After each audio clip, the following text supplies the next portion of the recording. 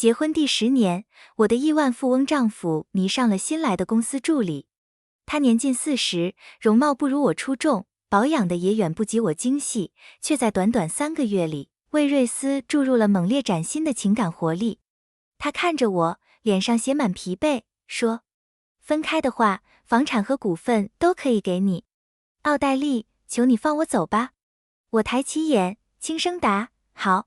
然后我从便利贴上撕下一小方块，在上面画了颗星星。离婚倒计时30天。在他坦白出轨，提出分居仅28分钟后，我将离婚协议书递给了瑞斯。如他所言，别墅、豪车、女儿都归我。他一次性付清给我的赡养费和抚养费，总计3000万美金。之后，我和女儿不会再主动联系他。瑞斯正在开视频会议，他抬眼扫到离婚协议书几个字，睫毛机不可察地颤动了一下。他微抬下巴，示意知道了。我退出书房，为了让他走得利索，我早已打包好瑞斯所有的个人物品，整整5大箱。怕有遗漏，我甚至把他大学时期获得的奖状也从储物间深处仔细收了出来。我的目光最终落在角落那幅被框起的结婚照上。照片里，瑞斯的眼里只有我，而我神情羞涩虔诚。我们在古老的橡树下紧紧相拥。那时他会抱着我，说些甜蜜的情话：宝贝，我会永远爱你。这辈子最幸运的事就是娶了你。我和瑞斯是研究生同学。那时的他还是个穷学生，穿着洗褪色的灯芯绒裤和磨破的毛衣。追求我的人不少，但我对瑞斯一见倾心。他聪慧、有野心、英俊，他拥有我能列举的所有优点。毕业后，我们顺理成章结婚，他和合伙人创办了公司。为了支持他，我放弃了自己的事业，专心照料瑞斯，打理家庭。随着公司壮大，瑞斯出差和应酬日渐频繁。我在买菜、家务的间隙，仍坚持瑜伽和护肤。瑞斯也一直做得不错，即便再累，他也会回家辅导威尔功课，有时甚至会帮我洗碗，协助我处理家庭和邻里关系。在外人看来，我们是神仙眷侣，是成功婚姻的范本。我说不清瑞斯是从何时开始把出差安排在周末的。有时一走就是整周，行程密密麻麻。好友艾娃常开玩笑，让我盯紧点，小心变故。我嘴上说放心，心里却隐隐发紧。我去瑞斯公司送过几次文件，一切正常。他的团队都在加班，那位助理也埋头在工位忙碌。他叫希恩娜，年近40，不算漂亮，穿着朴素，有一头柔软的长卷发，说话带着温和的拖腔。他礼貌地给我倒了茶。这些年来，我曾无数次设想过这个场景。我以为是雷厉风行的女总监，是明媚的实习生，或是冷艳的甲方代表。我唯独没想过会是他的助理。听说他刚结束一段因对方不忠而破裂的长跑恋情，这是他重返职场的第1份工作，格外卖力。他主动加班，记得每个人的咖啡偏好，常带来自制的精致饼干。甚至有同事为图方便，让他帮忙跑腿。得知后，我对瑞斯说他挺辛苦，让他多关照。瑞斯不以为意，职场不是讲人情的地方。我提醒过他，不要接私人委托。那时我只笑丈夫是个刻板的老板，如今才明白，他大概是在保护希恩娜，不愿让他加班后还得跑腿。至于瑞斯为何今天坦白，不过是因为，一如往常，在他应酬完后，我为他备好了一份清淡的宵夜汤。他盯着那碗汤，微微皱眉，轻轻推开，沉默了许久。然后他抬眼看向我，眼中毫无温度，问可不可以离婚。他说这段关系已持续3个月，是出差期间认识的。我的心像被细针密密扎过，但我强作镇定，问是谁。当他说出希恩娜时，我几乎以为自己听错了。一阵令人眩晕的麻木和刺痛从四肢蔓延开来。瑞斯结束会议时，我已做完瑜伽，熨了几件衣服，正坐在阳台插花，看起来一切如常。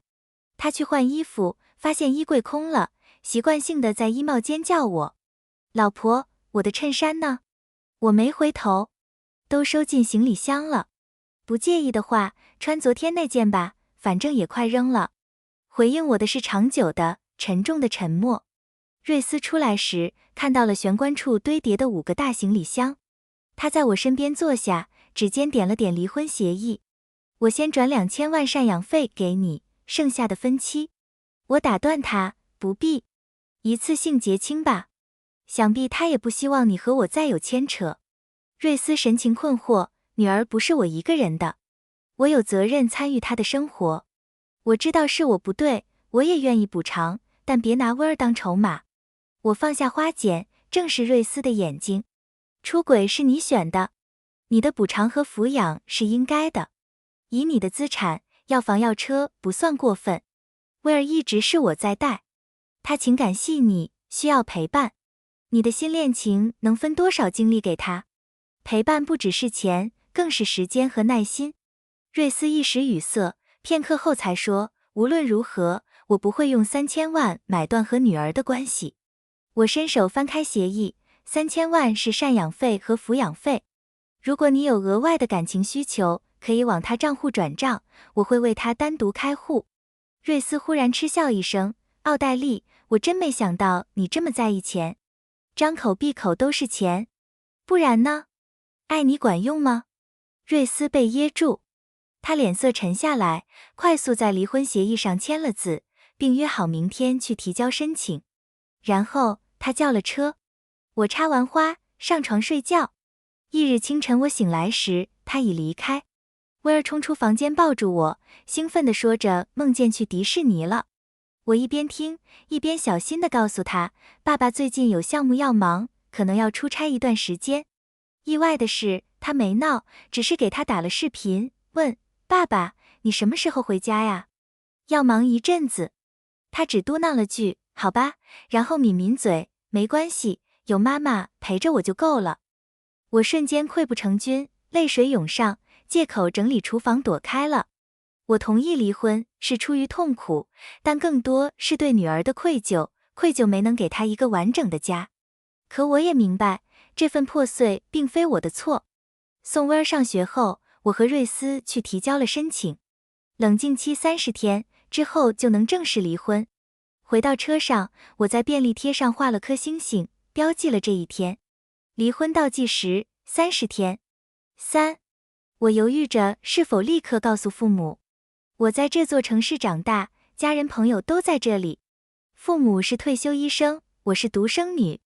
他们开明，但母亲近期血压不太稳定。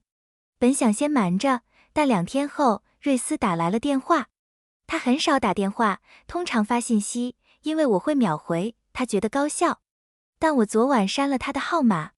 我接起，瑞斯语气如常。奥黛丽，妈刚打电话来，说煲了汤，让我们过去吃饭。你妈血压高，离婚的事，或许等她稳定些再说。你几点有空？另外，下周5是她生日，我理应陪你一起去。他的话瞬间打消了我的犹豫。我决定摊牌，回道，不必了。瑞斯说，别逞强，爸妈的身体要紧。我冷淡道，你若真在乎，就不会在这时候出轨提离婚。他血压高，但脑子清醒。我想他不会愿意我维持一段破碎的婚姻。瑞斯，怎么了？别再联系我了。探望威尔，按协议来，每月2次。瑞斯的语气骤然变冷。奥黛丽，我再说一次，威尔是我女儿，她是我的家人，但打碎她家的人不是你吗？我听到瑞斯重重摔了电话，我立刻挂断，平复了一下翻涌的情绪。我直接开车去了家居店，买了新窗帘、新床品，替换掉家里所有瑞斯偏爱的装饰，要求当天送达。把家里彻底清扫，焕然一新后，我驱车前往父母家。父亲见我独自一人，以为瑞斯在忙。我沉默片刻，轻声说，爸。他瞬间察觉异常，放下报纸，静静看了我一会儿，然后轻轻拍了拍我的背。我没说什么，但父亲看懂了我压抑的痛楚和委屈。我尽可能平静地叙述了经过。父亲递来温热的毛巾让我擦脸，声音温和。没事，离婚不丢人。他不珍惜你，是他背叛。早点离开是好事。奥黛丽，我只有一个要求。他眼眶微红，握紧我的手。既然决定分开，以后无论发生什么，都别再回头。我点头，哽咽道：不会的。晚饭后，父母在书房谈了许久。母亲出来时，将一张厚实的支票塞进我手里。她说：今天是新的开始，值得庆祝。祝我的宝贝女儿从此喜乐自在。离开父母家，我在车里哭了很久。来之前，我多怕让他们失望。他们一生恩爱，当年所有人质疑我嫁给瑞斯的选择时，他们说相信我。如今瑞斯功成名就，人人称羡，他们却平静地支持我离婚。我擦干眼泪，看了看那张便利贴。离婚倒计时28天。4. 去接威儿放学时，他说外婆打电话说想他了，问能不能去住几天，让我送他过去。我顿了顿，带他回家收拾了小背包。他兴奋极了，说外婆答应教他织围巾。送他进去后，父亲送我上车。奥黛丽，要开心点，出去散散心。上车时，父亲站在那儿目送我，迟迟不肯进屋。我看了眼后视镜中的自己，面容憔悴，神情黯淡。我回家收拾了行李，外出旅行了1周，辗转几个城市，看了许多风景，也听了很多故事。回来时，气色好了不少。看了眼便利贴，离婚倒计时21天。5. 回来正好赶上母亲生日，他们在酒店办了小型家宴，只请了近亲好友。不少人问起瑞斯，幸好威儿有舞蹈课，没跟着我。父母含糊带过。快开席时，母亲上台致辞。这时，瑞斯来了。他穿着定制西装，拎着几个礼盒，还有一个厚信封。亲友们纷纷与他打招呼。他等母亲下台，递上信封，妈，生日快乐。母亲淡淡瞥了一眼，林先生客气了，钱我们不能收，毕竟你和奥黛丽已经离婚，不好让你破费。瑞斯的表情瞬间僵住。席间一片寂静，随即响起低低的议论声。他压低声音，还在冷静期。母亲摆摆手，没差别。随即转身招呼大家入席。瑞斯僵在原地，提着礼品袋。父亲客气地退回其他礼物。瑞斯没再停留，转身离开。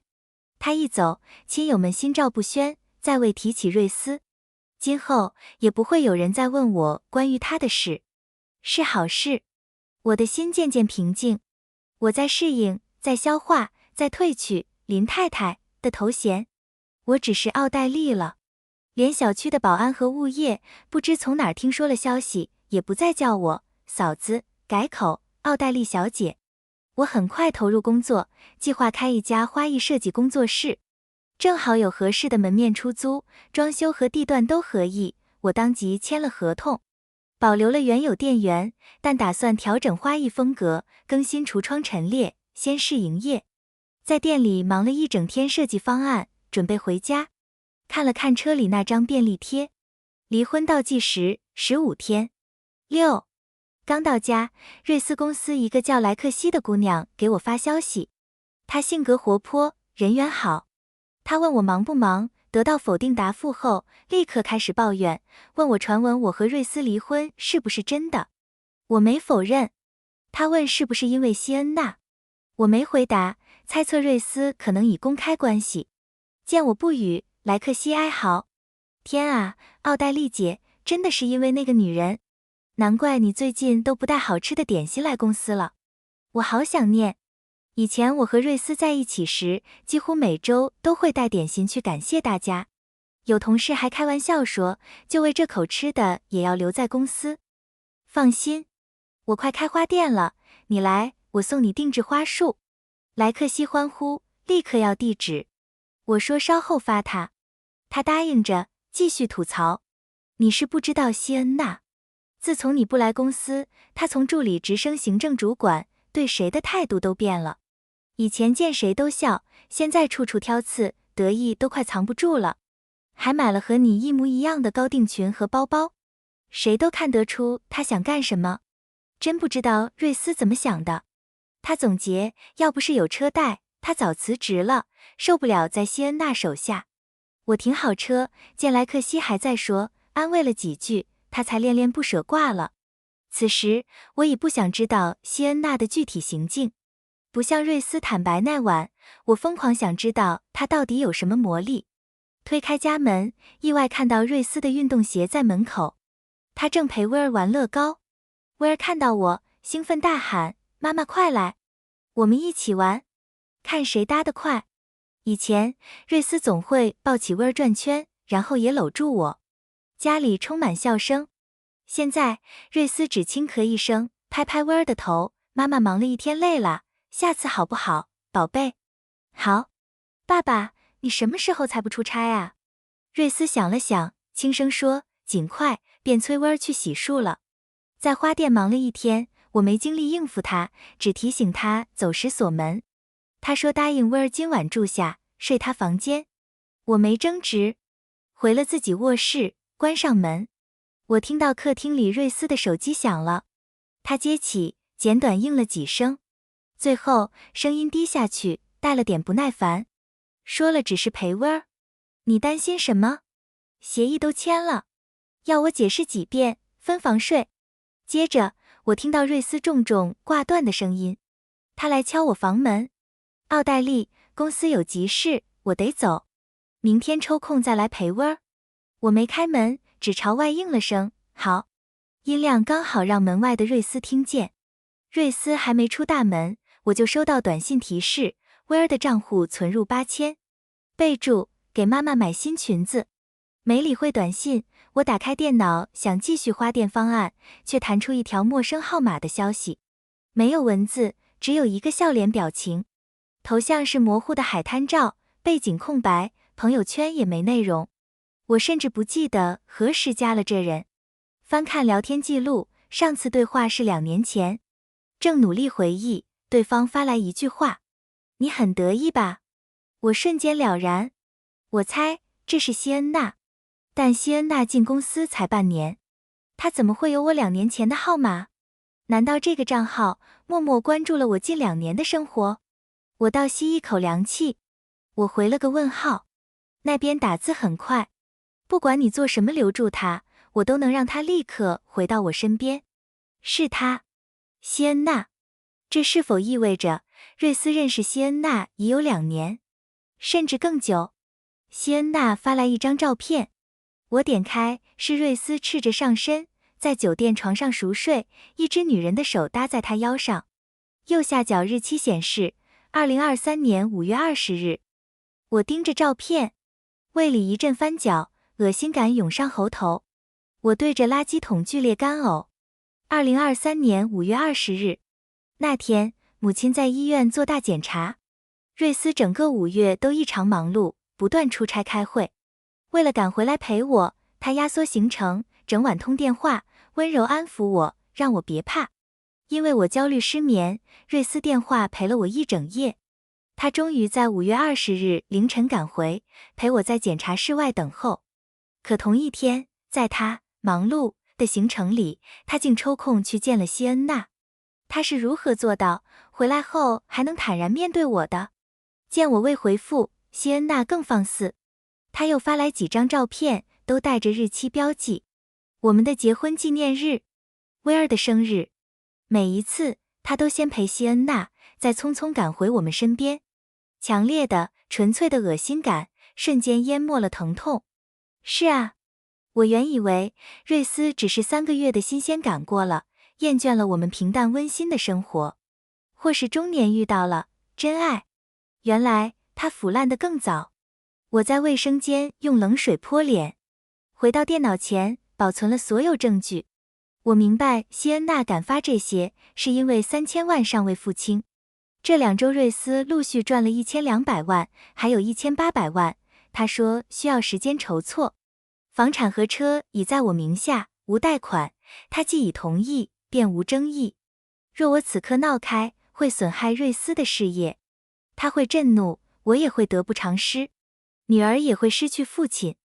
瑞斯提离婚时，或许期待过我崩溃哭闹，但以我向来注重体面的性格，他知道我不会去公司闹。希恩娜没料到的是，我答应得如此干脆，不吵不闹，甚至没找瑞斯对峙，这超出了他的预期。他明白，谁先闹，谁就输了。但有一事蹊跷，希恩娜能在瑞斯身边潜伏这么久，甚至成功扮演了半年无害的新助理，为何突然如此急躁？再有2周，瑞斯和我便彻底分开，他却因瑞斯回家陪女儿一晚，就情绪失控。我看了一眼时间，还不算太晚。